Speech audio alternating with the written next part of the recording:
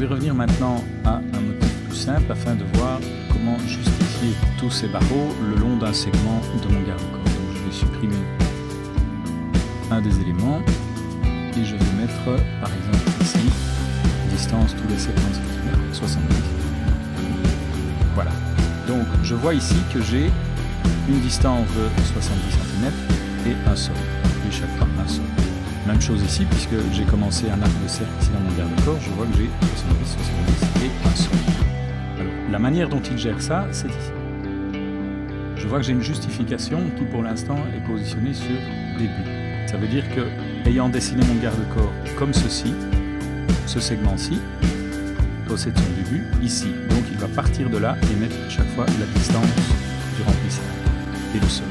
Autrement dit, si je mets fin et que j'applique, eh bien il va partir cette fois-ci de la fin du segment et démarrer le remplissage dans l'autre sens.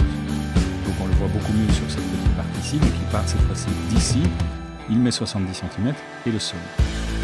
Même chose ici, 70 et puis le solde. Et dans l'arc ici, l'arc de cercle est parti de là et j'ai mon solde qui se trouve ici. Voilà, on voit bien dans l'arc de cercle ici, le solde est par ici et dans cette partie-là, le solde est ici. Je peux également demander de centrer le motif.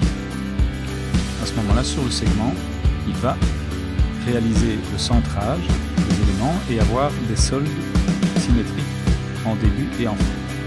On le voit très bien ici au niveau de l'arc de cercle et au niveau de ce petit élément. Et puis je peux demander d'étirer les éléments.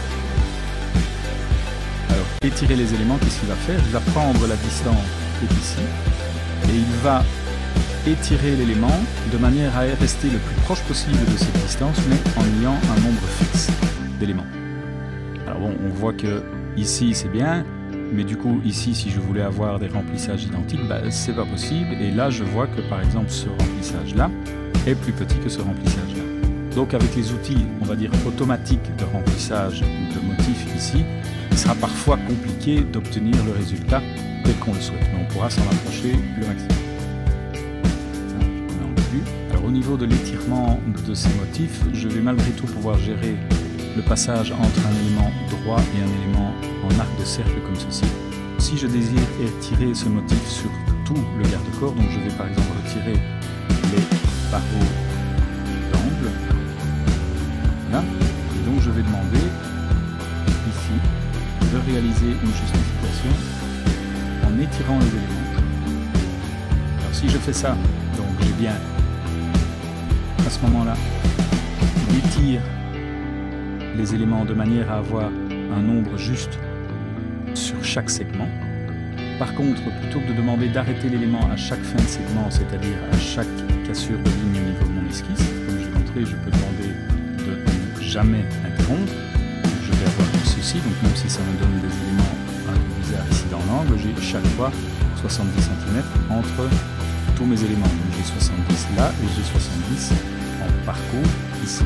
Et donc pour éviter d'avoir des éléments différents là et là, je peux également lui dire que je vais arrêter l'élément uniquement quand l'angle est par exemple plus grand que, je peux dire, 0 degré, appliqué. Et à ce moment-là, je vois qu'ici, comme j'ai un angle de 90 degrés, eh bien, je vais avoir une cassure, un arrêt de l'élément de répétition. Par contre, ici, comme j'ai un angle qui est nul entre la ligne et l'arc de cercle, eh bien, le motif ici